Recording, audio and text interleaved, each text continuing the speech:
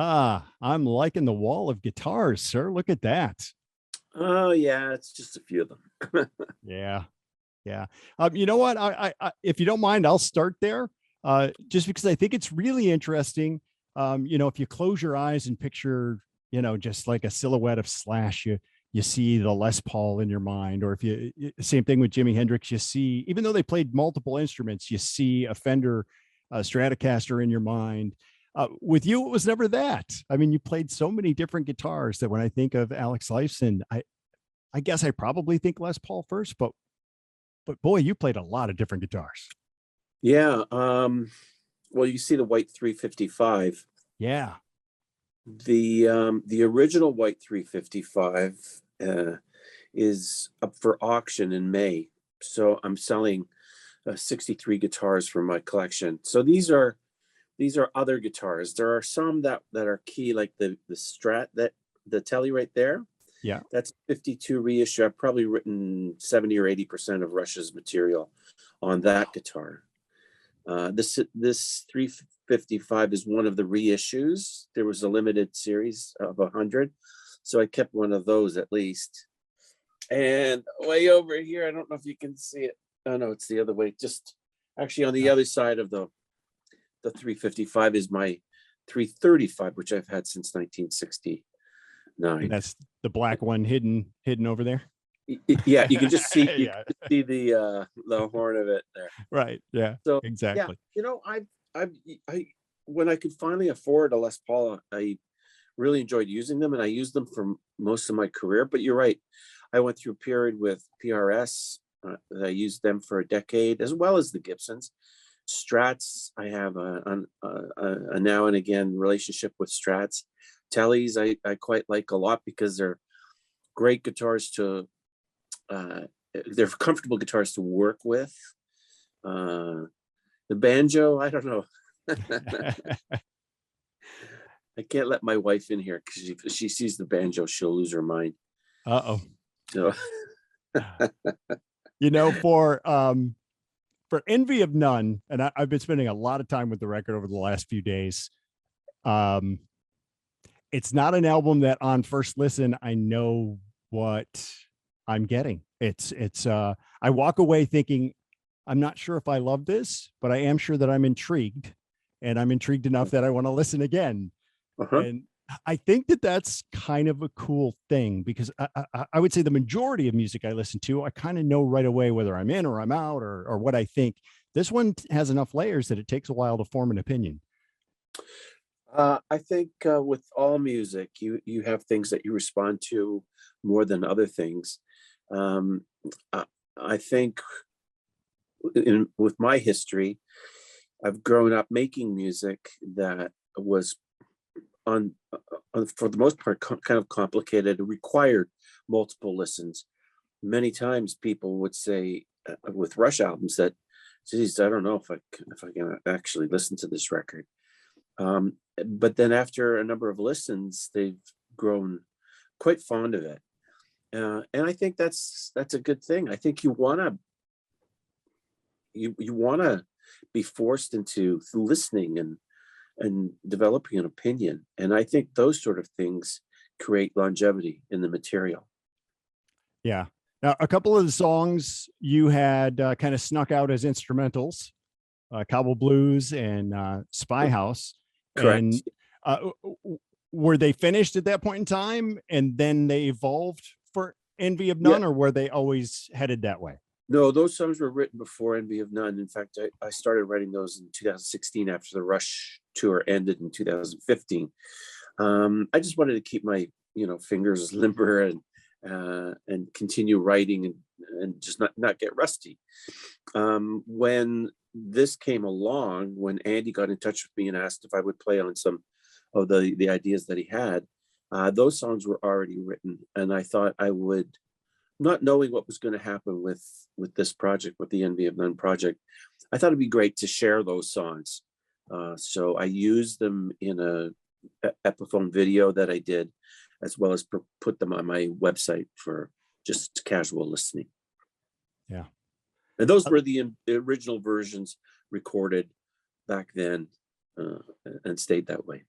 Okay, very good. Let's touch on a couple of songs. The one that stood out to me immediately was Dogs of Life. Dog's Uh, Life. yeah. Um, just a lot of energy. There's some angst in there. And again, I'm going to use this word a lot on description of the whole album, but a lot of layers to it, a Yeah. lot to unpackage in that song. Yeah. Lots of stuff on that one for sure. Yeah. Yeah. Where did the song come from? How did it all come together? That was a late addition, actually. That was one of the last songs that we worked on. That was an idea that was lying around that that Andy had in pieces. I remember hearing it a long time ago, a version of it.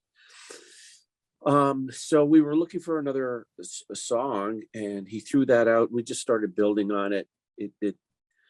I think it came to me after Andy and Alf did their arrangements. It came to me. I started building on it. Then it went to Maya.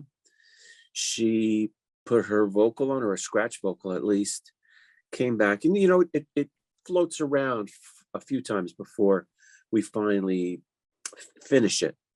And it went back to her, I think, ultimately. She finished up on her vocals. She had a couple of her friends sing little bits and pieces on that song as well. We had Joe Vitale play drums on it, which was kind of fun to get Joe, who's an excellent drummer, first of all, and a solid session guy. So that was the one sort of rock kind of song that we wanted to have for the record. Yeah, you could feel the energy, and maybe it was more Joe providing it in a lot of ways that I didn't even realize. But yeah, especially towards the end where it really kind of amps up that energy. Right. Yeah, very cool. Never Said I Love You, very emotional piece. And, you're going to link people right in right from the first song and let them know that emotions are to be had on this album. Yeah, so I think that's probably the most approachable song on the record. I think it's got a lot of really cool riffing and a great melody. The chorus is really punch and all round great kind of pop song. Yeah. Did you know where your place was in the band right away as guitarist, or was there a lot of, hey, let me try this and see how people react to it, and okay, let's maybe try it like that and do it this way? And no, I don't think there was any sort of preconceived idea of what anyone was going to do. I mean, Alf wrote some great guitar parts for a lot of these songs that I had no intention or desire to re-record. I felt like I was free to do whatever I wanted, and what I wanted to do was try to create as many tunes and shades and tones, make the guitar sound un-guitar-like whenever I could. And that was great. It was very liberating for me, and it was a lot of fun to approach these songs that way. And is that more a mental exercise, or is that more dialing in electronics to try and make a guitar sound un-guitar-like? Well, it's a bit of both. It's you have to understand what the effects will do, the plugins will do, and flipping something backwards will do, and then you use your skill to try to make it all work and like it's meant to be, and yet at the same time doesn't sound like anything traditional. Yeah. I love when you can hear an artist in everything they do. It's just part of, artists have a signature sound. I'd say it's easier to identify a vocalist than say a bass player or a guitarist, but you can. But then to hear that artist stretch and go into avenues that you didn't expect, but you can still kind of pick out their DNA, that is really fun. Yeah. Truly. So, yeah. And I suppose at some point you can't get away from it, right? No matter what you do, you're still going to sound like you. Well, I guess I'm not sure I know what I sound like. I'm certainly not. This is this is so different from Rush, but very much along the lines of what I've been doing for years. You know, whenever I get an offer to play on another person's record, this is my approach. I always look for something that's unexpected, and so far I've done really well on that. I get a lot of comments like, I would never have thought that part would work, but it's perfect. Thank you. You know, and that's what's gratifying and rewarding to me, to come up with something that someone doesn't expect. Because yeah, someone might have a preconceived idea of what Alex Lifeson from Rush is, if you listen to Rush music, but that's not the only music that I have in my head. No, and that's true of all artists, don't you think? I mean, Yeah, especially sure. because you have access, you know, I'll just pick a name out of nowhere, but if you've ever sat down with Keith Richards, I'm sure he sounds a lot different away from the Rolling Stones than he does in the Rolling Stones, you know? Maybe. Yep. Yeah.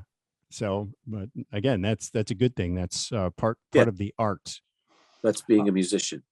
Yeah. Music quite often, you know, is a reflection of our times. We have been living through some really troubling and interesting times, starting a few years ago with COVID, of course.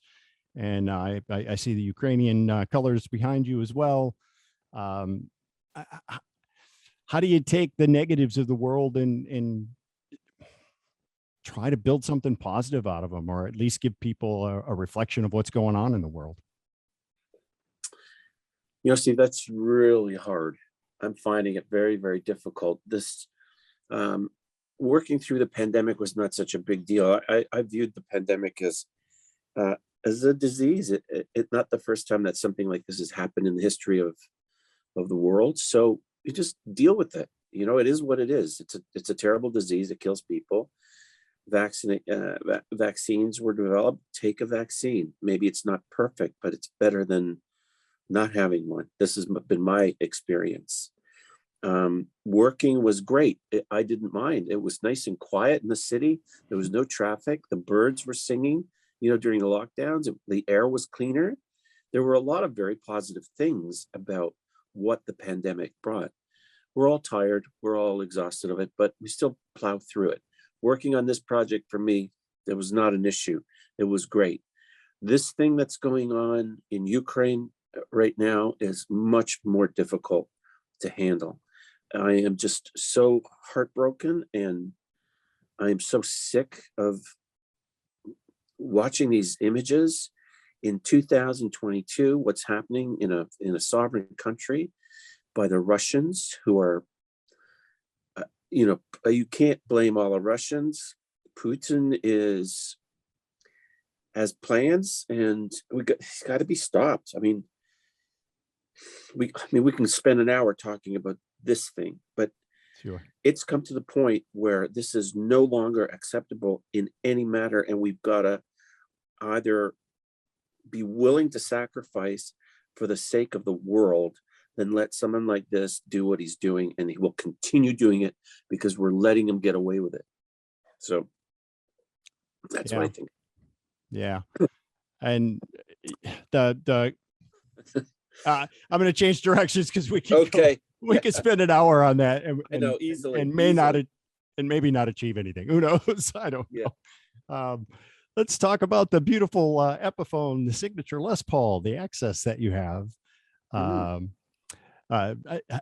Like most artists, I assume you got very involved with what the guitar was going to be, how it was going to reflect you.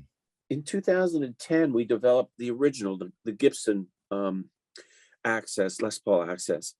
And so we spent 2 years developing that guitar. We did all the groundwork with that guitar, and it was quite successful.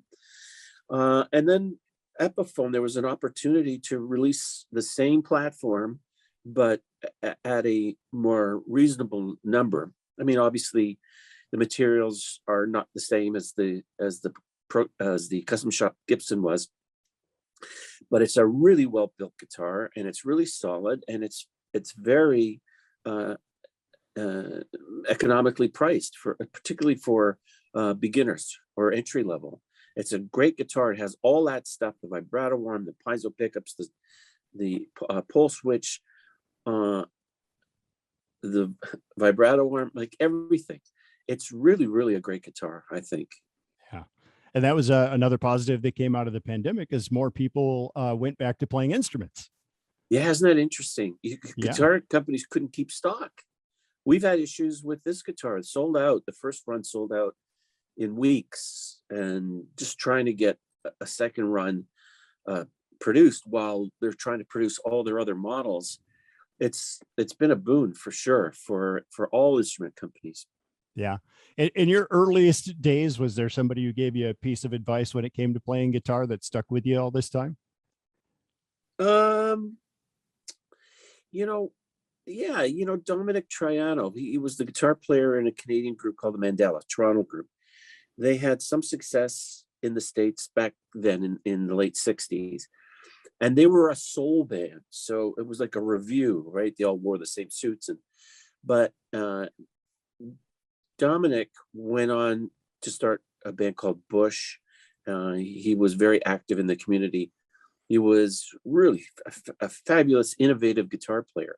I went to a show that they played in 1967. It was at an arena, Centennial Arena, and that was the centennial year, Canada's centennial, 1967. And I went to see the Mandela play. There were a bunch of bands. It was, one of those shows with 5 or 6 bands. And I went to see them play. And after their set, I went to, it was in a hockey arena. So the stage was in the mid rink on one side. So I went to the boards. You couldn't get backstage, but I went to the boards there, and I just kind of waited, and I saw him, and I waved at him, and he came over. And I said, hi, I really love your guitar playing, and I love Mandela. I'm just starting to take up guitar myself, and, I'm 13 years old, and is there any advice? And he said, yes, keep practicing. Don't give up being a good rhythm guitar player. Don't necessarily just be a lead player. Think about both sides of the guitar.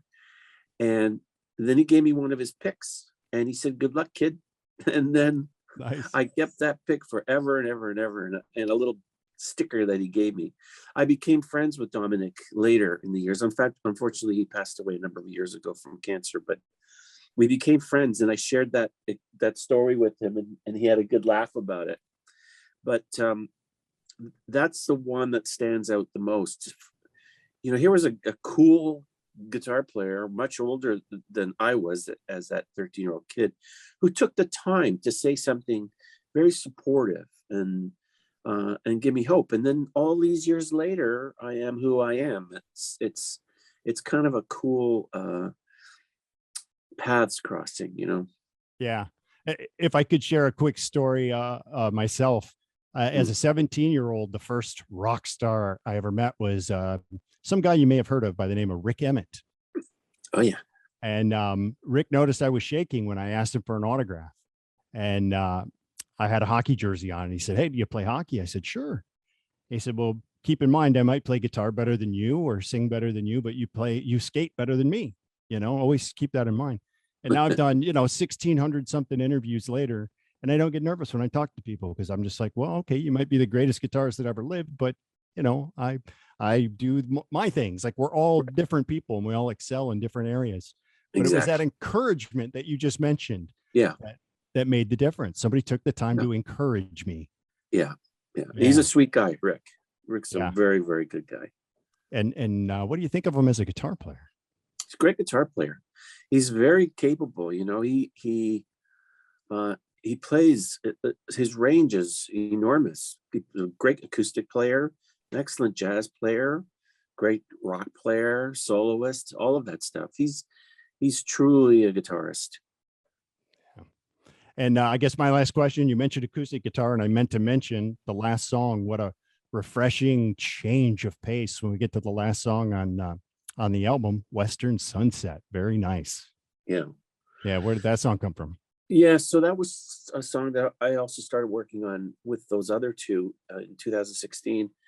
And the whole idea of the Western Sunset just became clearer to me when we found out that Neil was ill, and I went out and spent some time with him. And we'd sit on his balcony and watch the sunset through the trees, in the hills of Los Angeles. And it just seemed to me that, there was that calmness and serenity and the finality of the day ending.